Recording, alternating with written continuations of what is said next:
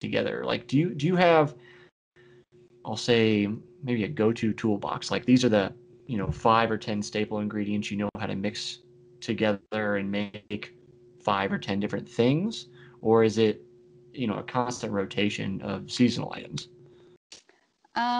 I would say it's a mixture of both. I definitely have seasonal items. Like I have a spaghetti squash sitting on my counter right now. Mm-hmm. So I like to utilize the winter vegetables, and then in the summer, eat a lot of the fresh fruits. But yeah, I guess I try to do a big mix, but I pretty much have a lot of staples. I do a lot of sweet potatoes, a lot of like brown rice or quinoa. Mm-hmm. I always have broccoli, always have cauliflower. So I do have definitely like staples, but it makes it fun when you can mix it up with whatever's seasonal too. Any like go-to spices? I know um, we are huge on like garlic or garlic salt, depending on Yeah, what it is, and that's like yeah. if there's no other spice, it's like okay, we could try that on it. Are there any flavors you're particular to? I use a lot of cumin. My Mm-hmm. dad used to travel to Kuwait when I was younger, so we always had cumin flavored things. So that's something that I use a lot. Honestly, I'm partial to just salt and pepper, especially in a lot of veggies. I like to roast and just put salt and pepper on it, and I think that tastes really good. Mm-hmm. So nothing too fancy over here. Just kind of letting the food speak for itself. Yeah, yeah. Yeah. So I mean, being a dietitian, you're very um, clearly aware that there's a large obesity problem in this country. Not, Mm. no pun intended there. Um, do you feel like, is there any kind of silver bullet or single culprit that that you think we could point to and say, this is the largest source of the problem? Um, I would say, I mean, it really is multifaceted of we're Right. eating too much and we're not moving enough. I think that's the huge part of what it comes down to. Um, would I say that there's a specific food or specific restaurant or anything? No. I really think it just comes down to learning to cook at home, eating more at home, exercising more, finding enjoyment in exercise so it's not such a chore.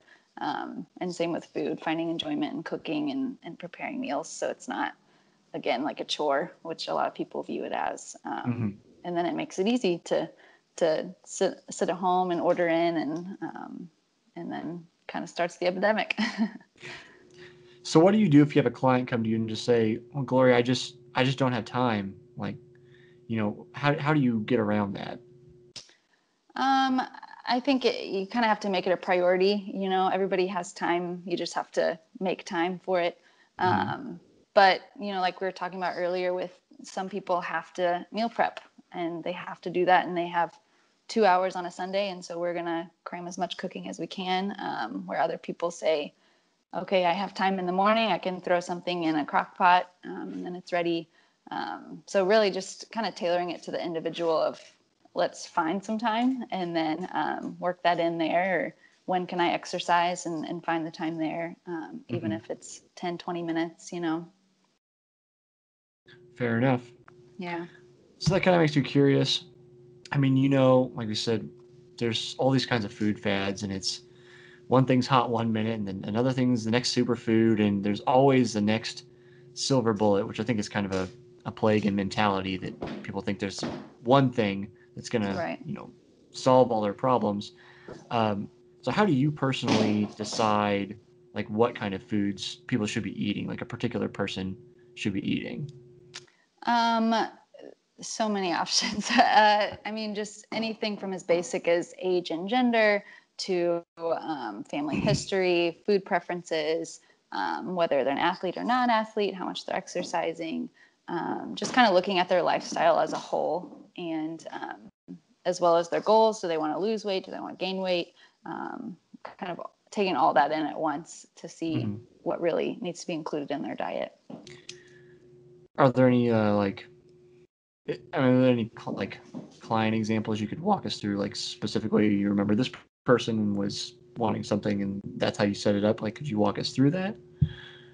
Yeah, so I worked with someone that, so just a typical like busy mom, busy professional, and she just wanted to lose a little bit of weight, and she had time, but she didn't really like to cook. It was kind of one of those where I don't really know what to cook, Mm-hmm. just feeling overwhelmed. So we worked together. Her kind of was on meal prep. That was what she was really interested in. So kind of coming together on, okay, let's not eat kale just because it's good for you. Let's find a vegetable that you like, which is something that I really see a lot of is, again, they see these food trends and they say, oh, I have to be eating this because that's the only thing that's healthy. Where, hey, healthy can taste good. You just have to find out what tastes good to you. Mm-hmm. So for her, yeah, it was mostly finding recipes, finding things that will work for her and her whole family. So she's not, short order cook, making things for herself and then for the rest of her family.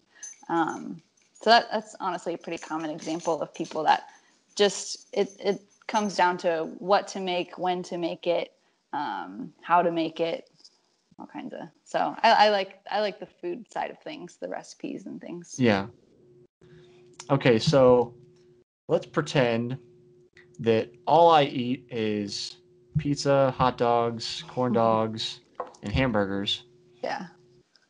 How do you get me from there to, a better diet? And don't forget that I absolutely cannot stand the taste of any vegetable. That sounds like a lot of high school cross country runners that I work Yep. with. It's just really baby steps. And also, I know for them specifically, I have one boy who's a very good runner and only eats, exactly what you said. He Mm-hmm. eats Pop Tarts and pizza and all of that. And Chicken so, nuggets and yes, mac and cheese.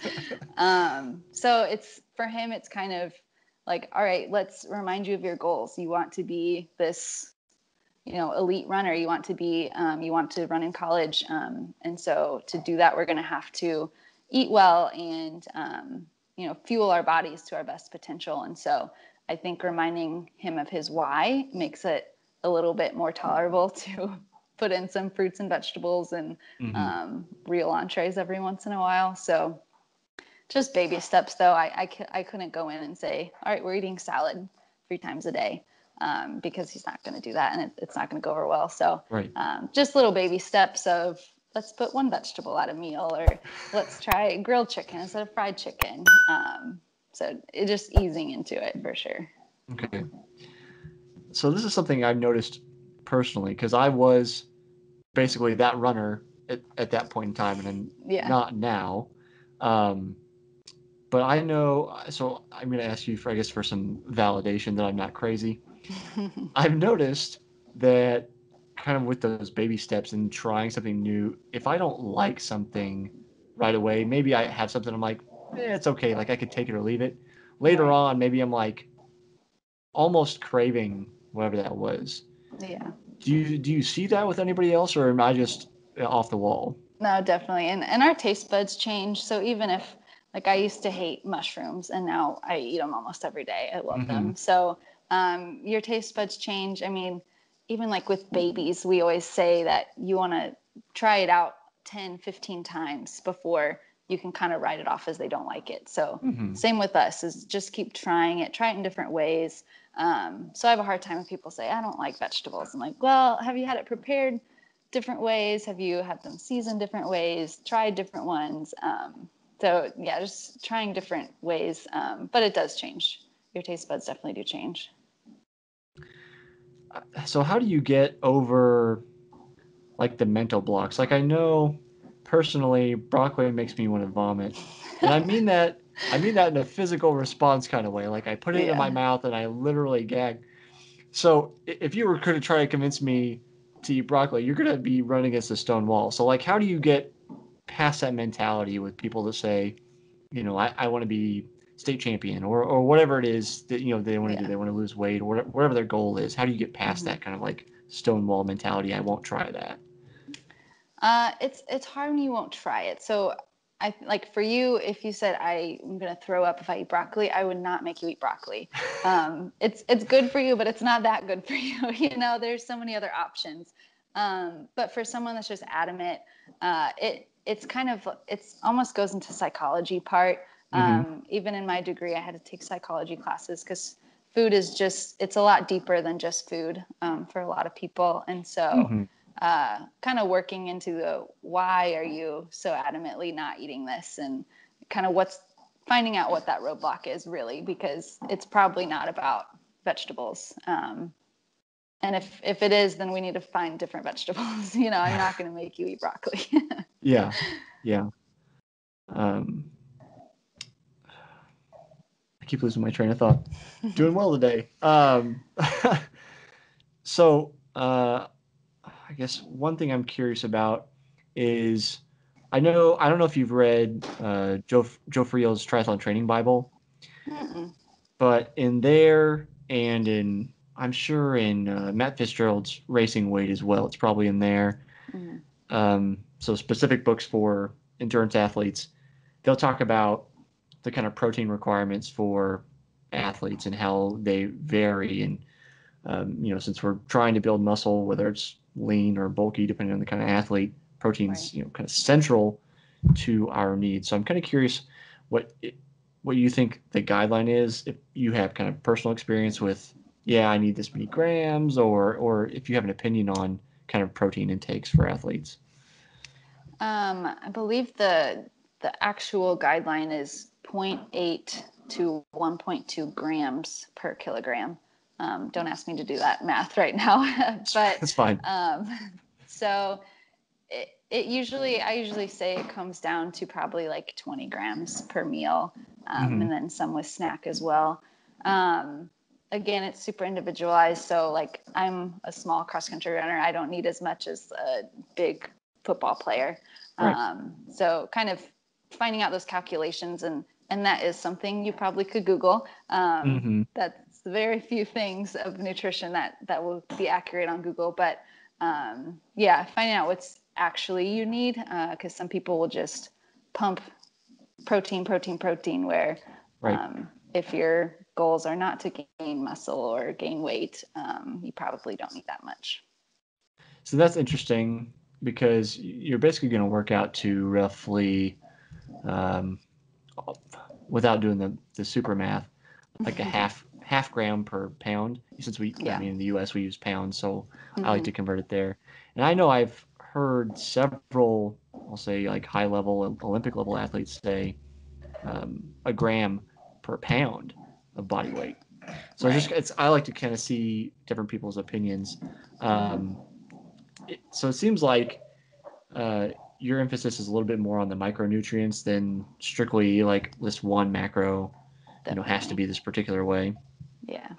And I think just looking at your diet as a whole too, instead of just, people say I'm an athlete, all I need is protein. Hmm. Where it definitely, you do need quality protein for sure, but you also need quality carbohydrates and healthy fats and fruits and vegetables.